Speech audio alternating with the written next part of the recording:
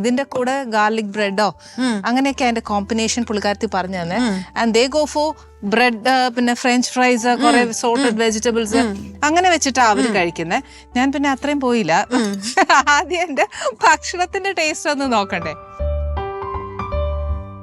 ഇനി next project ഏതാ നമ്മള്? എനിക്കിനി റിലീസിനുണ്ട് ചേച്ചി. റിലീസിന് സീരീസുകൾ ചെയ്തിട്ടുണ്ട് ഞാൻ. ഏത്? മലയാളം? മലയാളമുണ്ട്. ഹോട്ട്സ്റ്റാറിന് വേണ്ടിയിട്ട് അണലി എന്ന് പറഞ്ഞിട്ടൊരു സീരീസ് ഉണ്ട്.